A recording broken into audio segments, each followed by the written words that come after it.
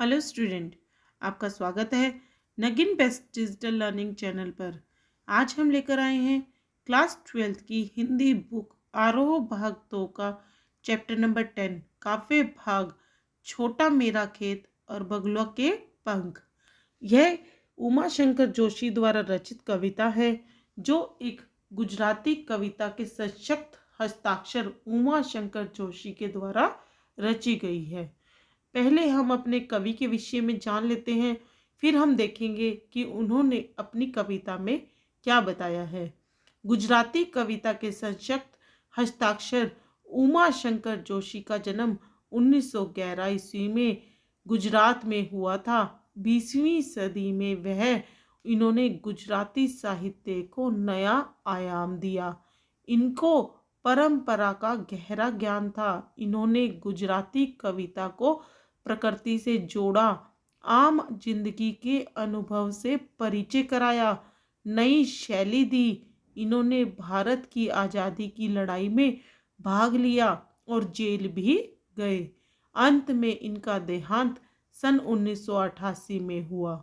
उन्होंने जोशी जी ने साहित्य अवदान पूरे भारतीय साहित्य के लिए महत्वपूर्ण कई एकांकी, निबंध, कहानी, उपन्यास, संपादन व अनुवाद आदि पर अपनी लेखनी सफलतापूर्वक चलाई है। उनकी रचनाएं विश्व शांति, सपना भरा शहीद, श्रावणी मेमनी, प्रंकाज्य और अभिज्ञान शाकुंतलम उत्तराचरितमानस का गुजराती भाषा में उन्होंने अनुवाद किया है। उन्होंने उमा शंकर जोशी ने गुजराती कविता को नया स्वर व नई भंगिमा प्रदान की। उन्होंने जीवन के सामान्य प्रसंगों पर आम बोलचाल की भाषा में कविता लिखी। इनका साहित्य की विविध विधाओं में योगदान बहुमूल्य है। हालांकि निबंधकार के रूप में ये गुजराती साहित्य में बेजोड़ माने जाते हैं। भाषा शैली पर तो जोशी जी की पकड़ इतनी मजबूत है कि उनकी काव्य भाषा सरल है। इन्होंने मानवतावाद, सौंदर्य व प्रकृति के चित्रण पर अपनी कलम चलाई है। इन्होंने कविता के माध्यम से शब्द चित्र प्रस्तुत किए हैं। उन्होंने अनुप्रासों और मुहावरों का सुंदर प्रयोग अपनी कविताओं में किया है और उपन्यासों से अनुप्रास अलंकार से तो उन्होंने छटा ही बिखेर दी है।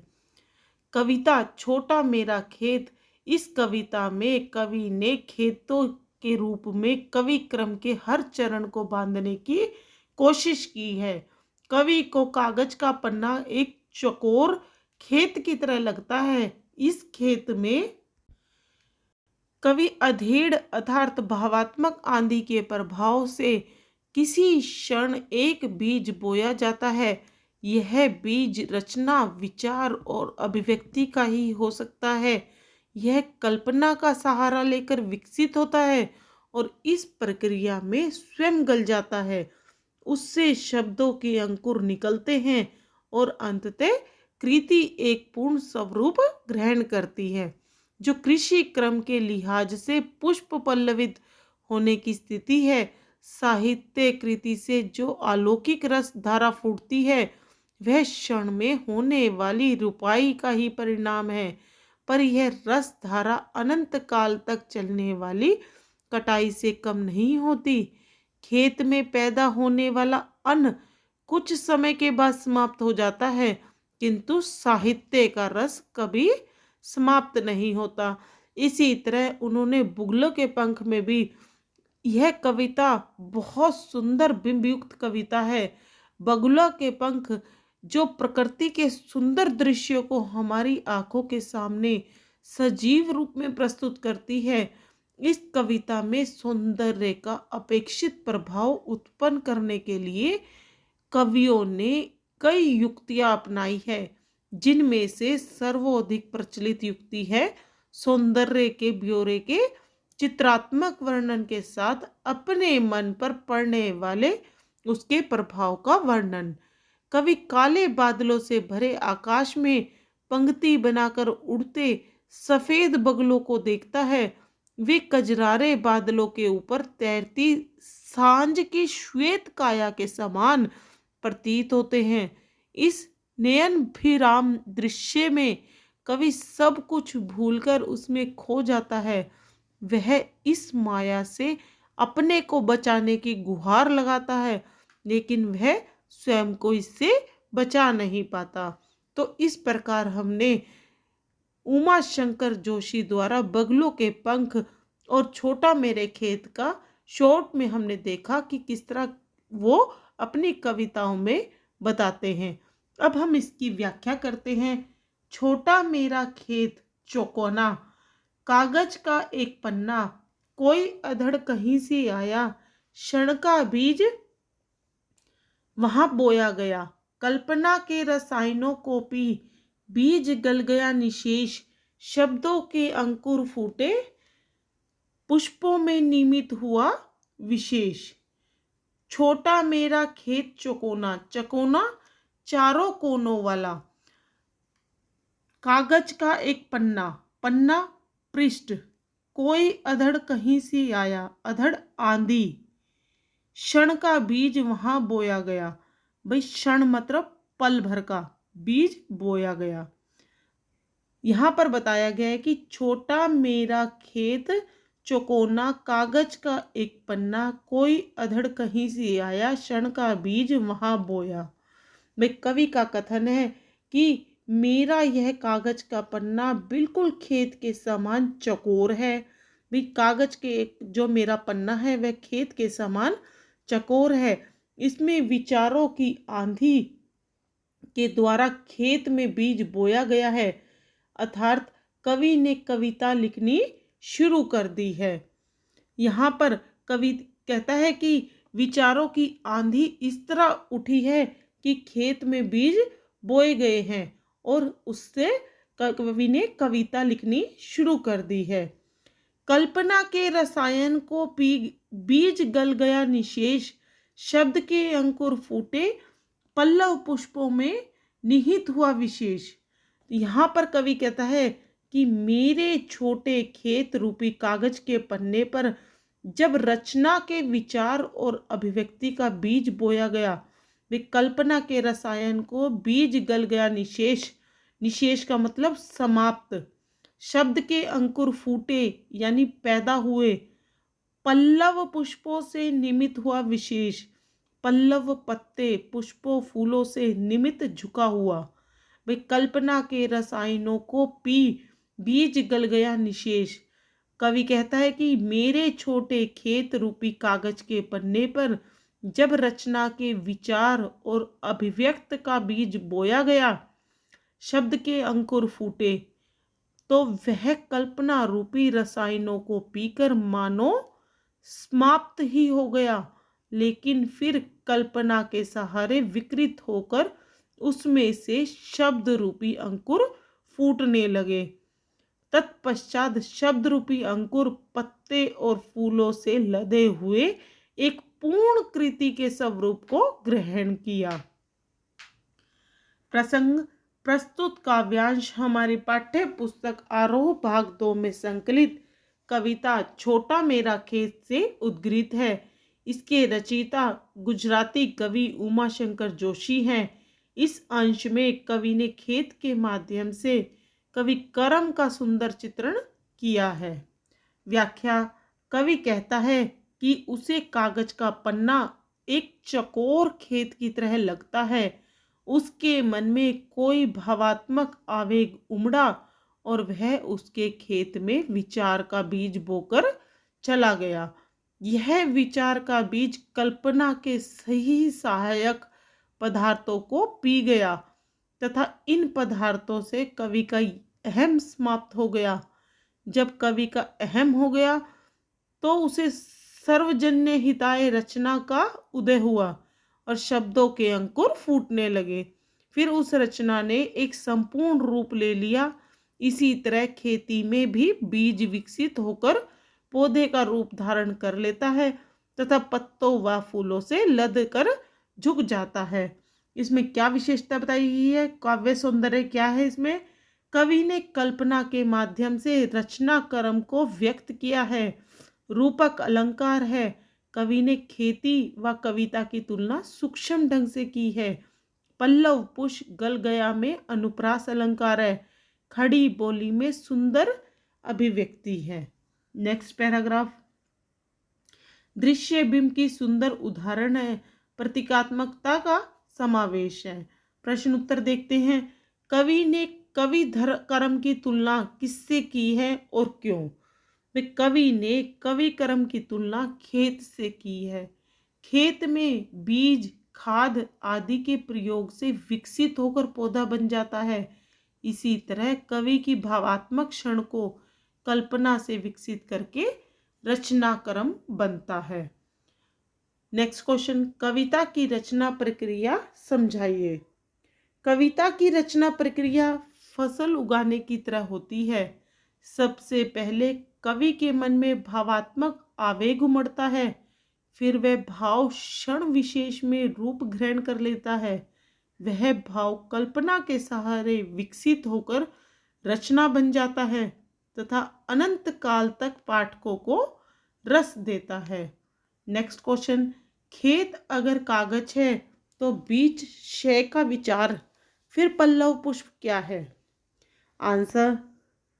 खेत अगर कागज है तो बीज क्षण का विचार, फिर पल्लव पुष्प कविता है। यह भाव रूपी कविता पत्तों व पुष्पों से लदकर झुक जाती है। Next question.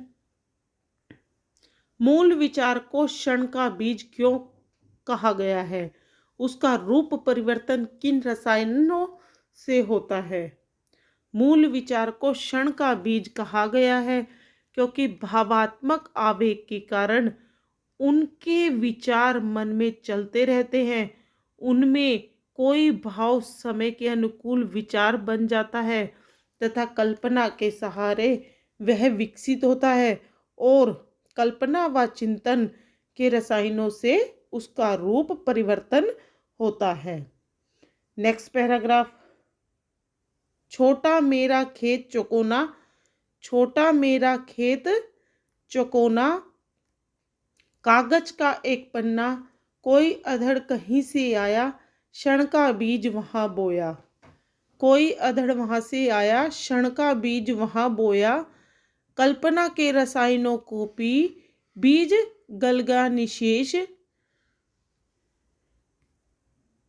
शब्द के अंकुर फूटे, पल्लव पुष्पों से निमित हुआ विशेष। झूमने लगे फल, रस अलौकिक अमृत धाराएं, फूटती फूटती रोपाई क्षण की, कटाई अनंतता की, लूटते रहने से जरा भी नहीं कम होती, रस का अक्षय पात्र सदा का, छोटा मेरा खेत चकोना। यहाँ पर बताया है कि छोटा मेरा खेत चकोना, कागज का एक पन्ना, कोई अधड़ कहीं से आया, क्षण का बीज वहां पोया। भाई अलौकिक दिव्य अद्भुत, ये हमने पहले पैराग्राफ में भी पढ़ा है। अब हम यहाँ से करेंगे। झूमने लगे फल, रस अलौकिक। अलौकिक दिव्य अद्भुत, रस साहित्य का आनंद यानी फल का रस। अमृत धाराएं फूटती, रोपाई क्षण की। रोपाई छोटे छोटे पौधों के खेत में लगाना। अमृत धाराएं रस की धाराएं। कटाई अनंतता की, लूटने रहने से जरा भी नहीं कम होती। अनंतता सदा के लिए, अक्षय कभी नष्ट ना होने वाली, रस के अक्षय पात्र सदा का, छोटा मेरा खेत चकोना। पात्र बर्तन। अब यहाँ पे बताया गया है कि कवि का कथन है, जब पेड़ पौधे बड़े हो जाते हैं अर्थात फसल जब पक जाती है, झूमने लगे फल रस अलौकिक, फसल जब पक जाती है तो उसे काटा जाता है। ठीक उसी प्रकार जब पन्ने रूपी खेत में कविता रूपी फल झूमने लगते हैं, उससे अद्भुत रस की अनेक धाराएं फूट पड़ती है। रोपाई क्षण की, कटाई अनंतता की, जो अमृत के समान लगती है। यह रचना पल भर में रची गई, भाई लूटते रहने की में से जरा भी नहीं कम होती। रस का अक्षय पात्र सदा का छोटा मेरा खेत चौकन्ना, भाई उससे अद्भुत रस की अनेक धाराएं फूट पड़ती है जो अमृत के समान लगती है। यह रचना पल भर में रची थी, परंतु उससे फल हमेशा तक मिलते रहते हैं। जैसे पाठकों के लिए यह साहित्य बार बार पढ़ा जा सकता है। प्रसंग प्रस्तुत काव्यांश हमारी हिंदी की पाठ्य पुस्तक आरोह भाग 2 में संकलित कविता छोटा मेरा खेत से उद्गृत है। इसके रचयिता गुजराती कवि उमा शंकर जोशी हैं। इस कविता में कवि ने खेत के माध्यम से कवि कर्म का सुंदर चित्रण किया है।